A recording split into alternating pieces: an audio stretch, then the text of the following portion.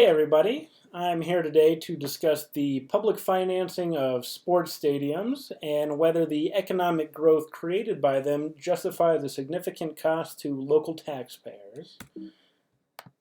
Just a little bit of background. When a professional franchise seeks to construct a new stadium, they enter into negotiations with city officials to iron out a detail into financing and all that. Unfortunately, cities are expected to incur a large portion of the total cost. However, they do not see any of the revenue, and this is due mainly to the fact that the teams possess leverage over the city due to the emotional connection of the fans themselves. The team can always threaten to leave, which would not be good for elected officials' re-election prospects.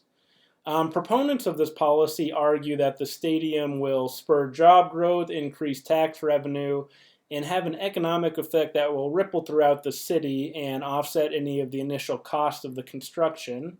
However, academic and empirical evidence suggests this impact is highly debatable. One example is the Mercedes-Benz Stadium in Atlanta.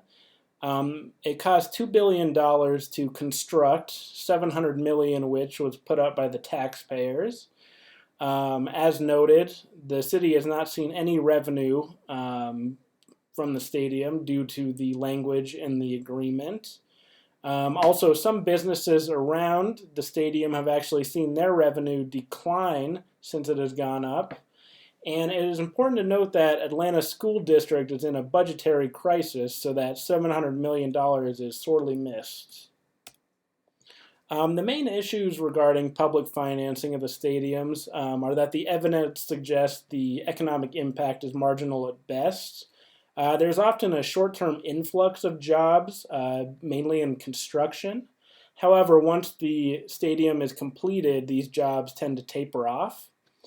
And there's also evidence that this hurts Main Street and helps catalyze gentrification, which kind of phases out the classic culture of the city, which a lot of citizens are not in favor of.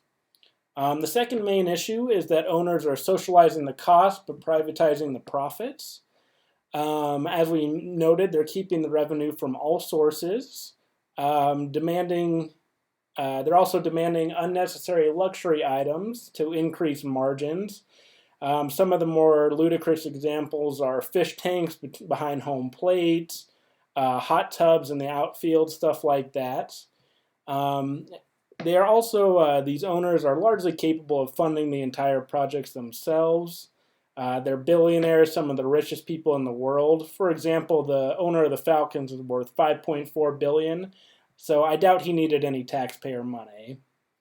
The third and final issue is the opportunity cost. In every case, the money could have been spent in a better way, whether it be schools, infrastructure, housing, etc. It just seems that the cost-benefit analysis for the stadium is not as good as it could be for a large number of other projects. This leads to a belief that there is a lack of budget justification for the stadium.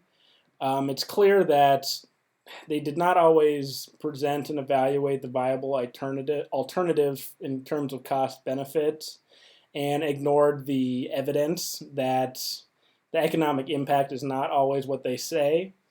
And I think there's arguably a lack of professional ethics given the current budget shortages, especially during the COVID-19 crisis.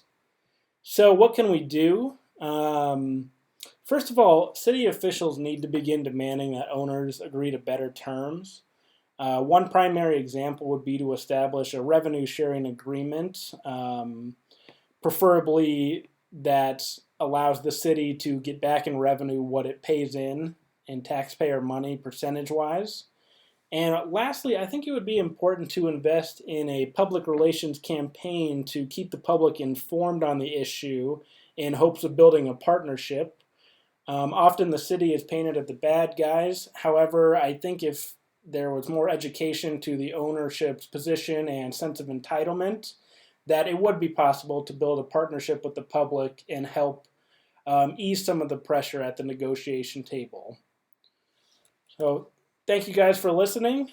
Feel free to comment with any questions. And yeah, hope you have a great night. Thank you.